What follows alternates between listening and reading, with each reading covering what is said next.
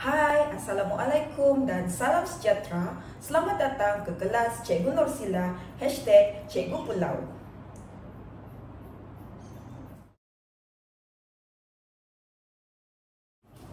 Pada hari ini kita akan belajar berkaitan dengan tajuk Sains Tingkatan 2 Bab 6 Asid dan Alkali.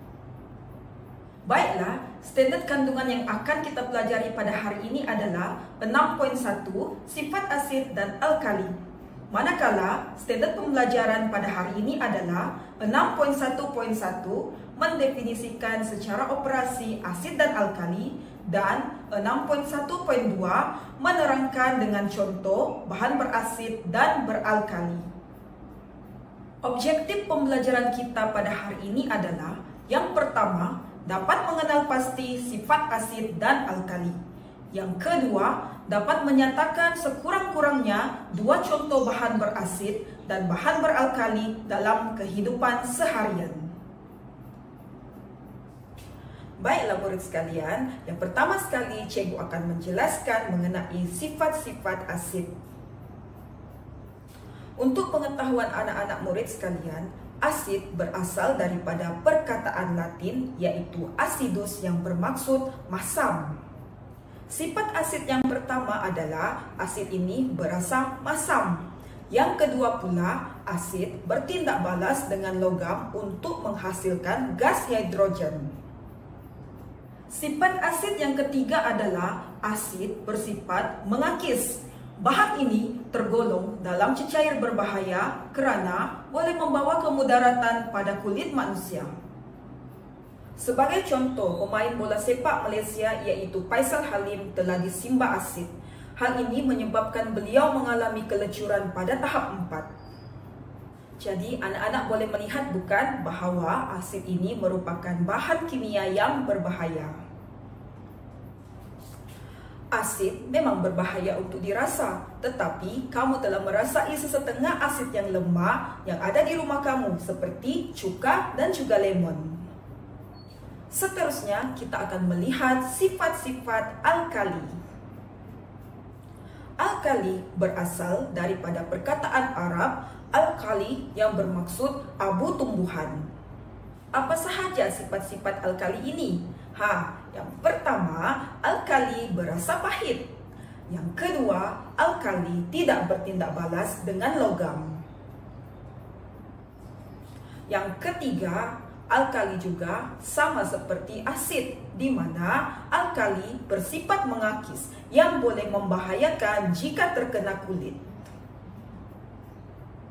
Baiklah, apakah contoh-contoh alkali? Yang pertama ini kamu selalu gunakan di rumah, yaitu sabun dan juga ubat gigi.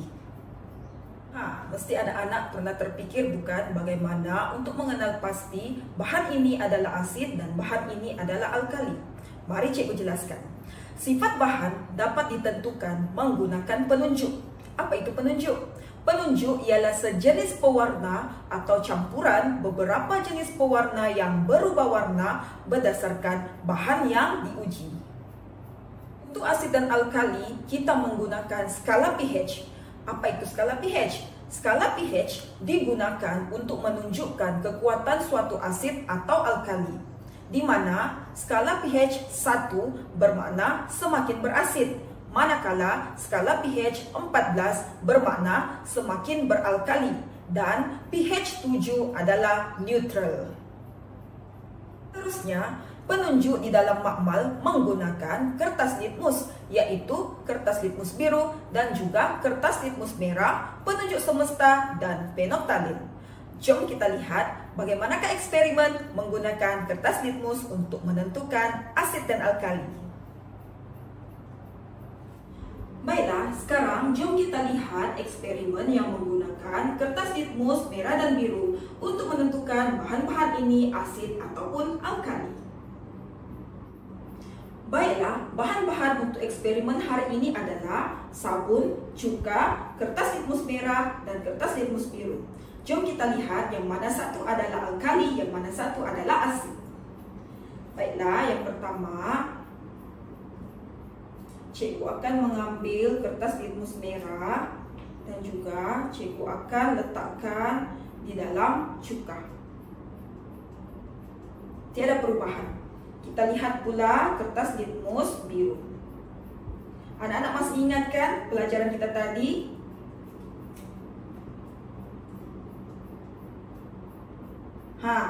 Bermakna cuka adalah asid, di mana kertas litmus biru bertukar kepada merah. Baiklah, sekarang kita lihat pula sabun. Adakah sabun ini asid ataupun alkali? Kita ambil satu kertas litmus merah dan kita letakkan. Magic bukan? Ini adalah alkali, di mana kertas litmus merah bertukar kepada biru. Inilah eksperimen kita pada hari ini. Baiklah anak-anak, seperti yang Anda lihat sebentar tadi, kertas litmus akan bertukar biru kepada merah jika larutan tersebut adalah asid. Manakala kertas litmus bertukar merah kepada biru jika larutan tersebut adalah alkali. Tahukah anak-anak bahwa jus kobis ungu boleh digunakan sebagai penunjuk pH? Bagaimana jus kobis ungu dapat mengenal pasti larutan tersebut adalah asid atau alkali? Mari cikgu jelaskan. Kobis ungu mengandungi sebatian kimia yang bernama antosianin. Antosianin adalah sebatian kimia semula jadi yang sensitif dengan perubahan pH. Apabila dicampur cuka yang mengandungi asid sitrik, warna jus kobis ungu akan bertukar menjadi warna merah. Manakala apabila jus kobis ungu dicampurkan dengan soda bikarbonat yang akan membentuk alkali lemah ketika bertemu dengan air, warna jus kobis ungu akan bertukar menjadi warna biru. Hal ini bermakna jus kobis ungu dapat menentukan penunjuk pH berdasarkan perubahan warna jus kobis ungu yang akan bertukar kepada biru dan juga merah. Anak-anak, mari kita melihat semula apa yang telah kita pelajari pada hari ini. Yang pertama, cikgu telah menjelaskan sifat-sifat asid dan alkali. Mari kita lihat semula apakah sifat-sifat asid. Sifat-sifat asid yang pertama adalah nilai pH kurang daripada 7. Yang kedua, asid berasa masam. Yang ketiga, asid mengakis. Yang keempat, asid menukarkan kertas litmus biru kepada merah. Dan yang terakhir, asid bertindak balas dengan logam untuk menghasilkan gas hidrogen. Sekarang kita lihat sifat-sifat alkali pula. Yang pertama, nilai pH lebih daripada 7. Yang kedua, berasa pahit. Yang ketiga, mengakis. Yang keempat, menukarkan kertas litmus merah kepada biru. Dan yang terakhir, tidak bertindak balas kepada logam. Sekarang anak-anak boleh lihat perbezaan antara asid dan alkali, bukan? Dan yang terakhir, kita lihat semula contoh-contoh bahan untuk asid dan juga alkali. Contoh-contoh bahan asid adalah seperti limau, cuka, jus nanas, dan juga jus oren. Manakala alkali, contohnya adalah shampoo, sabun, ubat gigi, dan juga soda bikarbonat. Anak-anak murid semua, sampai sini sahaja pembelajaran kita pada hari ini. Cikgu berharap anak-anak murid semua memahami apa yang cikgu ajar pada hari ini. Semoga kita akan berjumpa lagi pada masa yang akan datang. Jangan lupa untuk subscribe, like dan share channel Cikgu Nursila #Cikgu Pulau. Assalamualaikum dan bye.